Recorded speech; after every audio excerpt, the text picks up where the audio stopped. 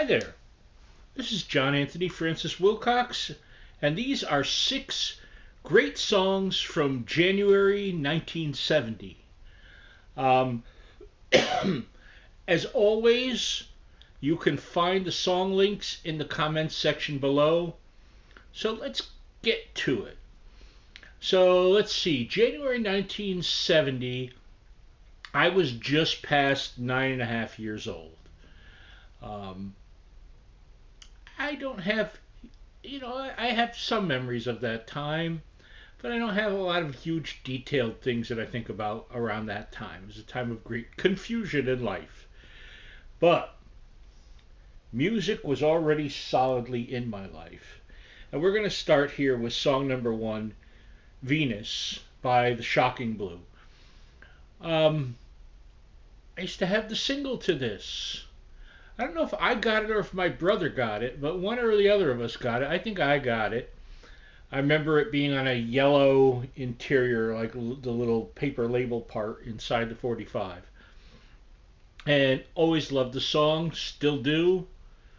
Um, it's certainly got a life of its own over the years. It's been covered, was it Bananarama did a cover of it, but no one topped the Shocking Blue. A fantastic piece of pop rock. Uh, just a wonderful feel, wonderful energy, and it is a much beloved song by me.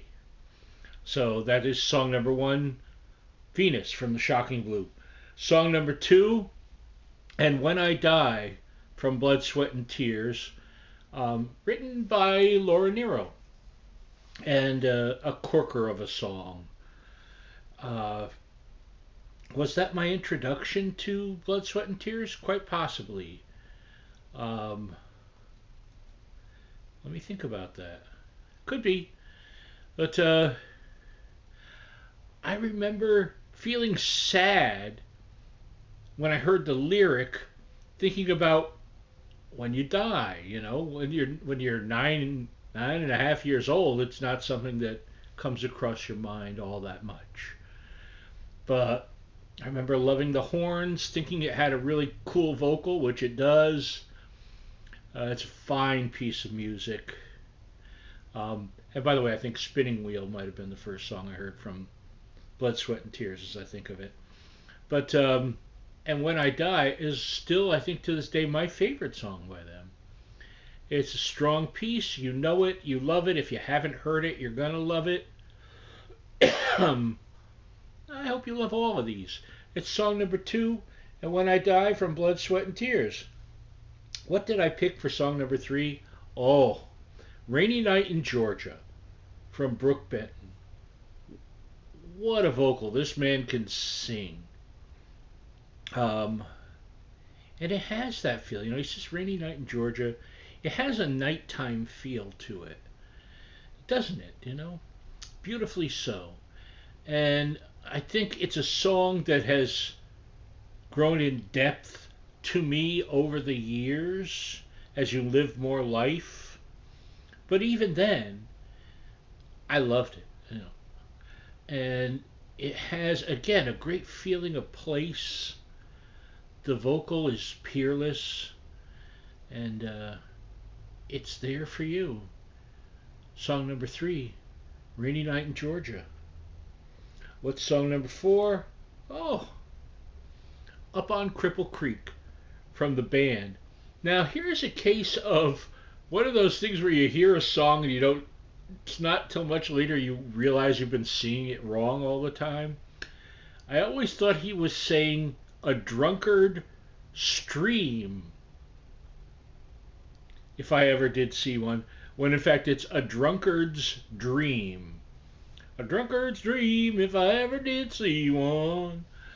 The band, of course, known starting out backing up Bob Dylan, of course.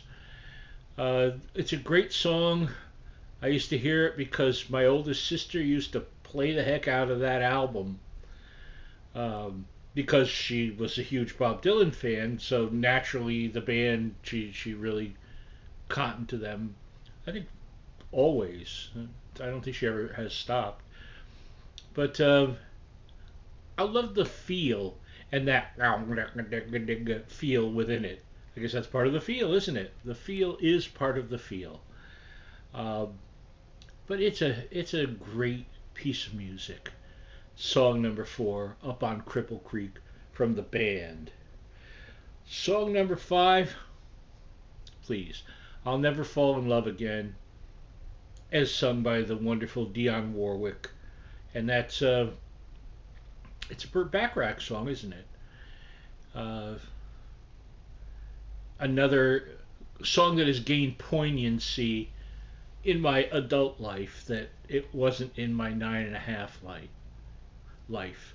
It was just a great sounding song with a wonderful voice and a great melody, wonderful chord changes and arrangement, stuff I wasn't aware of then. I mean, you like a song, but you don't always understand when you're a kid what it was that drew you to that song. I think that you enjoy it, and then maybe in time you qualitatively learn more of the interior reasons why. Um, Having said all of that, it's just a marvelous piece of music, isn't it? And Dionne Warwick is just a stellar, stellar vocalist to this day. And that is song number 5, I'll Never Fall in Love Again. And we close with song number 6, and that is Leaving on a Jet Plane, as sung by Peter, Paul, and Mary. Um, was it John Denver that wrote this song? I think he might have been. But the longing and the sadness in there, just the line, I don't know when I'll be back again. Uh, Again, incredibly poignant, isn't it? Uh, Wonderful vocal, shows Peter, Paul, and Mary at their finest. Um, what more can I say about that? It's such a wonderful piece of music. I think I might have told the story that I met um, Paul Stuckey. It's Stuckey, isn't it? Uh, Several years ago at an event in New York City, and he sang a song to me because he was there promoting. They were doing a book and a stuffed animal based on Puff the Magic Dragon. But wonderful, wonderful man, absolutely. And Peter, Paul, and Mary, just those harmonies. I have talked for years now of how much I love harmonies, harmony vocals. Um, it's got an elegance to it. I think it's the word I'm looking for, a stateliness, um, which is a nice way to stabilize the deep, raw emotion of the lyric. And all three really quit themselves well. It's really a piece of perfection. And it is song number 6, Leaving on a Jet Plane, from Peter, Paul, and Mary. And these have been 6 great songs from January 1970. I do hope you listen to them all again. I'll try and find the best possible links for each one. And let me know what you think. Uh, I was really enjoying myself putting this together because it was such a rich time musically. And I took all these come off the Billboard Hot 100 charts. That's where I plucked it from.